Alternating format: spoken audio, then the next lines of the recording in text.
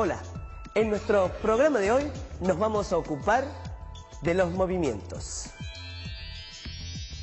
Todos los días nos encontramos con situaciones que pueden ser explicadas a través de conceptos matemáticos.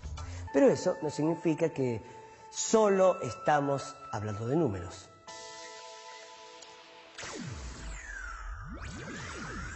Por ejemplo, cuando vemos pasar un auto por la calle o cuando miramos el paisaje desde la ventanilla del tren y vemos que se va en sentido contrario, estamos viendo figuras o imágenes generadas a partir del desplazamiento de otras.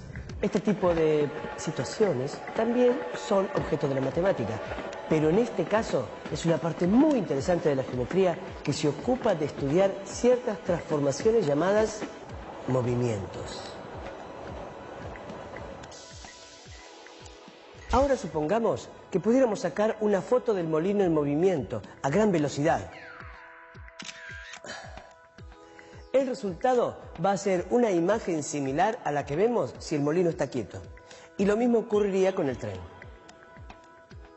Esto significa que cuando vemos la imagen de un objeto en movimiento, podemos pensarlo como si estuviéramos viendo a cada instante nuevas imágenes del mismo objeto.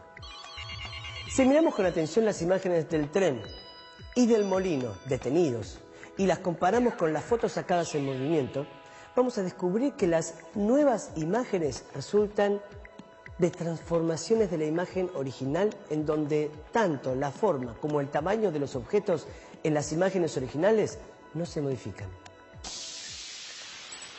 Si hay un aspa del molino que está rota, veremos que se mueve y cambia de posición respecto del eje que la sostiene. Pero cada nueva imagen tiene la misma forma y tamaño que la original. No crece ni se contrae. Cuando vemos la traslación del tren, nada cambia en él, salvo su posición en una línea recta, que en este caso es la vía. Pero ¿qué sucede si nos paramos frente a un espejo? Lo que vemos en él es una nueva imagen de nosotros mismos. Aquí también la imagen se obtiene por un movimiento.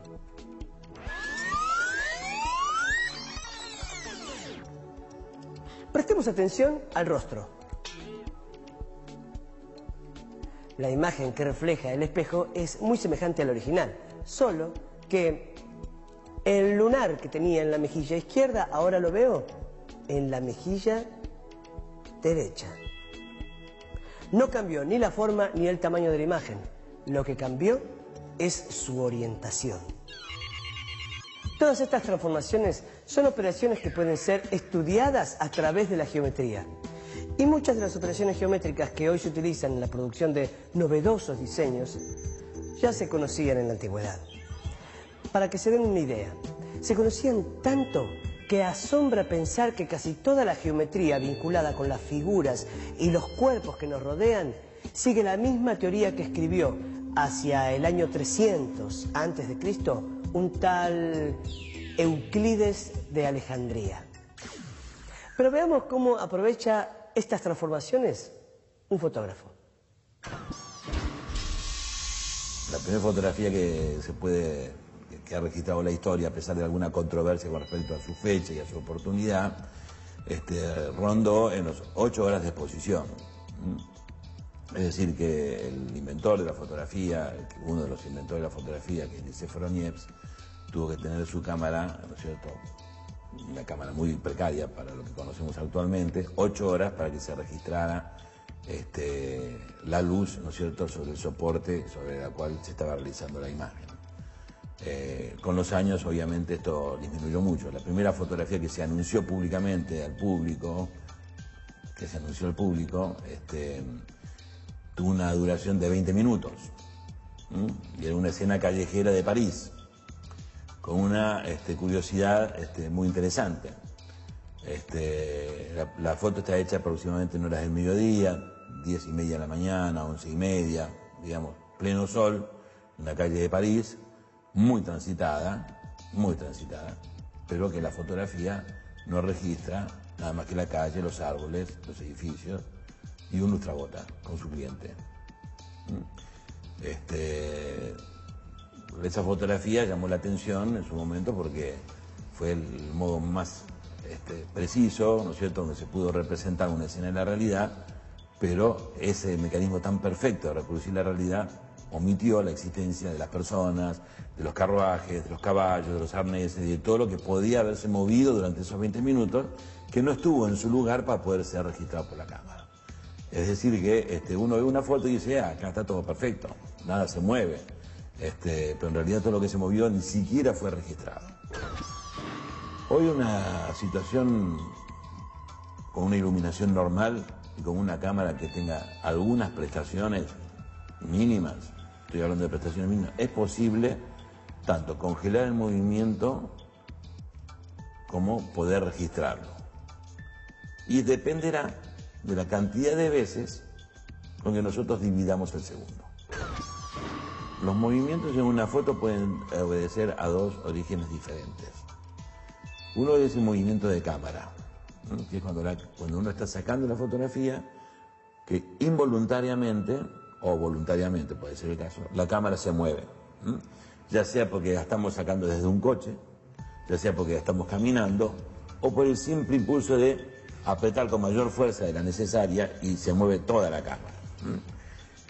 Si la foto se está haciendo a una muy alta velocidad, es posible que ese movimiento tampoco lo registre la fotografía.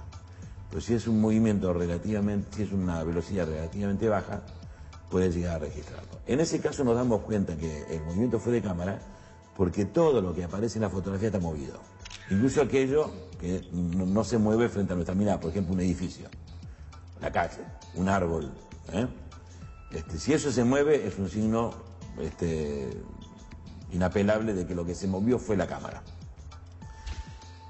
El otro movimiento puede ser el movimiento del objeto.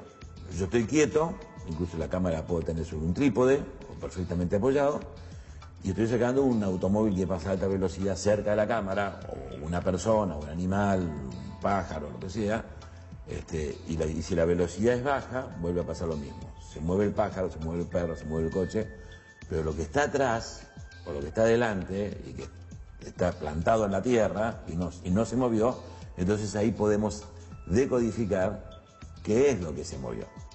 Si solo se mueve un elemento que pasa por una escena por la calle, por ejemplo, como las fotos que podemos estar viendo ahora, donde hay una persona que está parada y hay un taxi que pasa y está movido. La persona que está parada está esperando que pase el taxi, entonces tiene un movimiento, porque la persona se mueve, pero la cámara no lo registra. Ahora, el taxi pasa a una alta velocidad en relación a esa persona, y esa persona, ese movimiento sí se registra. Ahora, si yo abro mucho más el diafragma y aumento la velocidad o disminuyo el tiempo de exposición, que es lo mismo, es decir, divido el segundo en partes mucho más pequeñitas, puedo lograr que todo esté congelado, aunque esté con mucho movimiento. Por ejemplo, esta fotografía que estamos viendo ahora, pasa un colectivo relativamente cerca de donde yo estoy sacando la fotografía, y hay una bicicleta que también está pasando.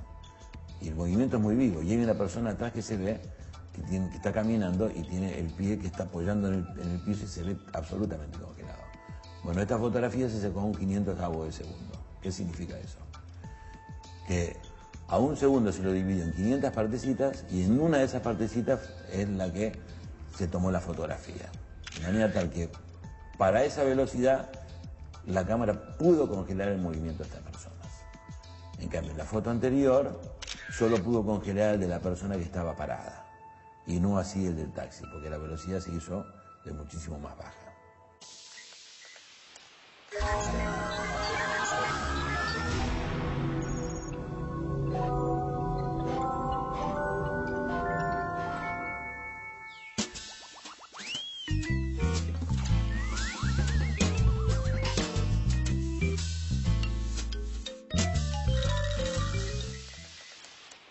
Les propongo que observemos detalladamente ciertas transformaciones geométricas para distinguir traslaciones, rotaciones y simetrías. Y a medida que vayamos avanzando vamos a ir descubriendo su presencia tanto en la naturaleza como en muchas de las actividades del hombre.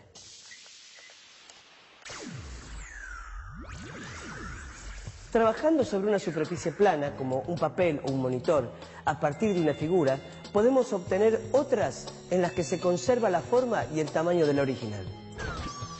Las transformaciones geométricas que hacen que esto sea posible se llaman movimientos, y sus efectos están presentes en las estructuras más simples, como el diseño de guardas, generadas por el desplazamiento recto de un motivo original que se traslada, o por rotaciones reiteradas según un mismo ángulo.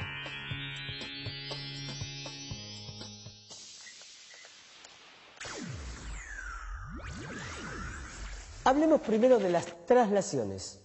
Una guarda es un buen ejemplo de figuras que se obtienen por traslación. Una misma figura o motivo se repite de forma periódica sobre una región del plano limitada por dos rectas paralelas. Las guardas de los empapelados de las habitaciones infantiles o aquellas que vemos en algunos pisos pueden ser buenos ejemplos, pero no son un invento moderno. En los templos antiguos que aún se conservan, podemos ver frisos que desempeñaron funciones de ornamentación, en muchos casos con motivos sagrados. Como ya dijimos, la decoración de un friso o de una guarda se genera a partir de una figura o motivo que se repite periódicamente a lo largo de una banda rectangular. Se trata de la aplicación de una traslación, es decir, un movimiento en línea recta mediante el que se obtiene una nueva figura a partir de otra original. La nueva figura conserva el tamaño y la forma de la que le dio origen y además resulta paralela a ella. Cuando se diseña un friso o una guarda, se tiene la libertad de elegir el motivo o la figura que se repetirá. Pero también se pueden escoger las transformaciones que se aplicarán a ese motivo inicial. Las traslaciones son movimientos que siempre se producen en la dirección de una recta.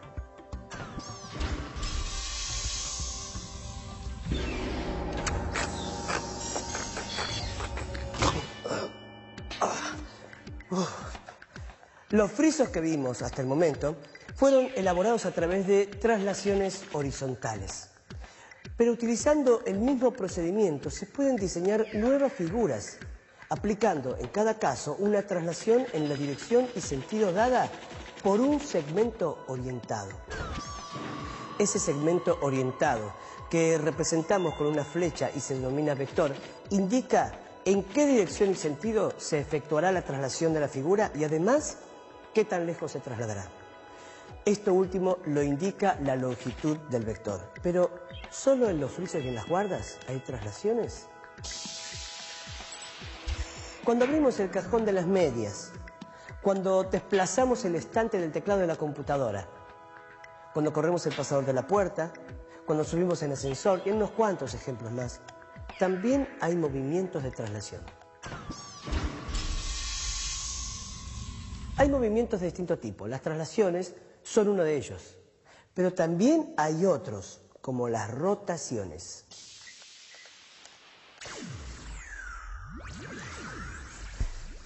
Observemos las agujas de un reloj, o las aspas de un molino de viento, o la rotación de una veleta en lo alto de una casa. Si prestamos atención, vamos a notar que esos movimientos tienen una característica común. En todos los casos, hay un punto fijo alrededor del cual giran los demás. Ese punto fijo se llama centro de rotación.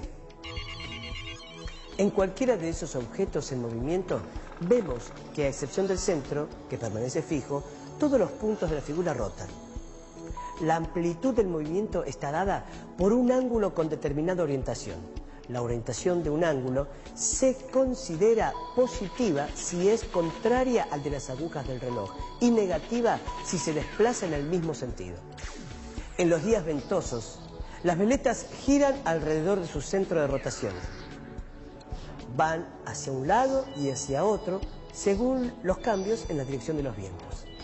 Estos cambios se indican con relación a los puntos cardinales. Una forma muy interesante de representar las direcciones de los puntos cardinales es la rosa de los vientos. En ella está señalado el norte y en sentido opuesto el sur. Si desde el norte la veleta gira un ángulo recto en sentido positivo, indicará el oeste. En cambio, si desde el norte girara el mismo ángulo en sentido negativo, estaría indicando el este. Si en otro momento la veleta indicara el sur y rotara 135 grados en sentido negativo, se detendría en el noroeste. Pensemos en una calecita. El movimiento de rotación de una calecita tiene las mismas características que el de la rueda de un auto o de una bicicleta, o que las poleas de un aparejo que se utiliza para sacar agua de un pozo. Ese tipo de mecanismos de rotación se utiliza también en el arte, la arquitectura, el diseño de objetos artesanales y en las más diversas aplicaciones. Yo creo que hay que distinguir los movimientos físicos de los movimientos en sentido matemático que estamos viendo acá. Un movimiento físico es un cambio de posición de un cuerpo que se produce en el tiempo. A medida que el tiempo transcurre, la posición del objeto va cambiando. Está relacionado con el concepto matemático de movimiento, pero el concepto matemático de movimiento solamente se preocupa de figuras planas y mirando solamente las posiciones iniciales y finales de esa figura. Y lo que busca, o lo que se establece en un movimiento es una función, es decir, una correspondencia entre puntos de la figura inicial y puntos de la figura final. Esa función es un movimiento, sea una traslación, una rotación o una simetría. La composición de movimientos, es decir, esto de rotar un cuerpo y después trasladarlo, es una composición de funciones, lo que en matemática llamamos componer funciones. Observamos las transformaciones que se producen por el desplazamiento recto de una imagen y las que se producen por su rotación. Veamos ahora qué sucede cuando se combinan ambos movimientos. Si pudiéramos registrar el movimiento de un punto luminoso fijo en la rueda de una bicicleta, cuyo centro de rotación se traslada al avanzar, se vería que describe una figura como esta. Esta figura es lo que llamamos una curva cicloide. Cualquier figura de un plano puede generar una nueva imagen por rotación. Si a una figura se le aplica una rotación de centro O y ángulo alfa, vemos como la figura transformada conserva el tamaño y la forma del original, pero además mantiene su orientación. Lo mismo sucede en el caso de las traslaciones, solo que allí la nueva figura es paralela a la original.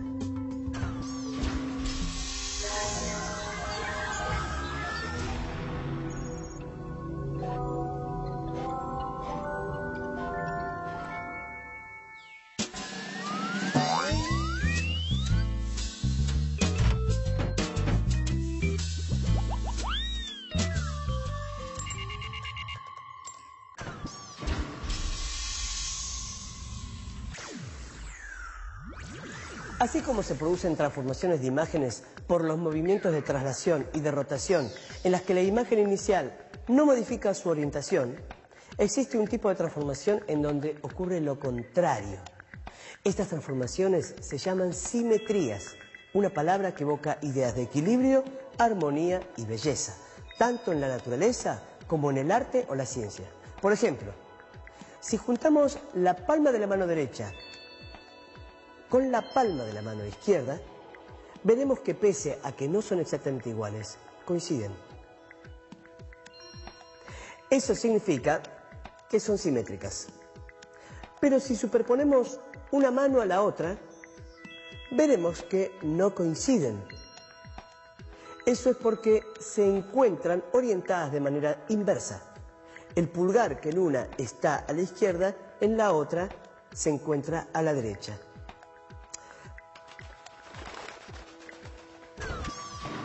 La simetría también puede verse en esas pesadas puertas dobles de algunas iglesias, o en esas ligeras y vidriadas puertas corredizas de los centros comerciales. Pensémoslo como en un juego de espejos. Si tomamos un espejo plano de bordes rectos y ponemos un objeto frente a él, el espejo nos devolverá la imagen simétrica de ese objeto. Prueben acercar el objeto al espejo y verán que coincide perfectamente con la imagen. Esta propiedad de los espejos, que consiste en devolvernos imágenes simétricas, se aplica, por ejemplo, en los vehículos de los servicios de emergencia. Habrán visto alguna vez que en los frentes de esos vehículos las palabras policía o ambulancia están escritas al revés. Y eso es precisamente para que los conductores de los vehículos que van delante puedan leer al derecho en su espejo retrovisor y les cedan el paso.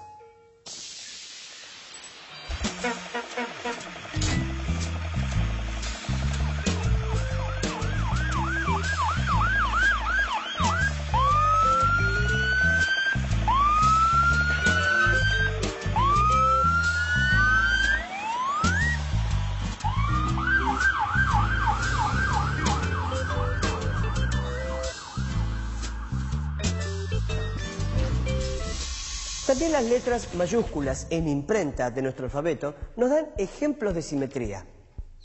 Algunas presentan una simetría de eje vertical. En algunos casos la simetría es de eje horizontal. Y también hay algunas que presentan una rotación de ángulo llano alrededor de su centro. Veamos ahora qué pasa con los números.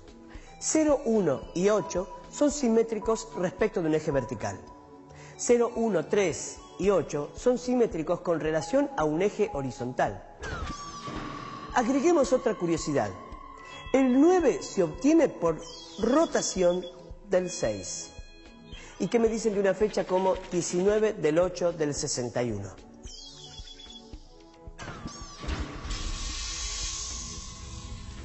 Como vimos, la simetría es una transformación que suele estar presente en nuestra vida diaria, no solamente en nuestro cuerpo y en el de otros animales, en los vegetales, hojas, flores y frutos, sino también en muchos instrumentos creados por el hombre en la arquitectura, en el arte y en la ciencia.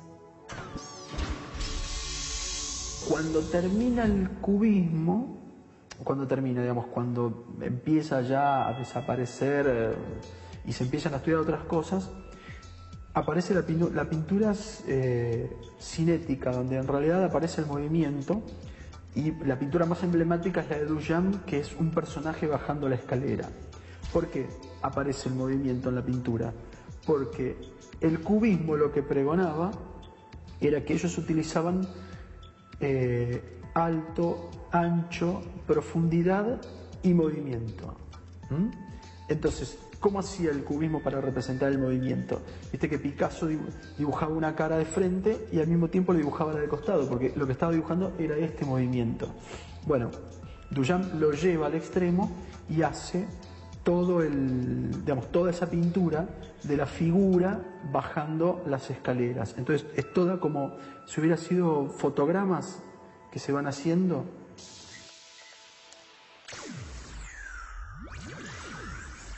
La composición de más de una transformación, es decir, traslación más rotación, nos llevó a algunas curvas generadas por movimientos.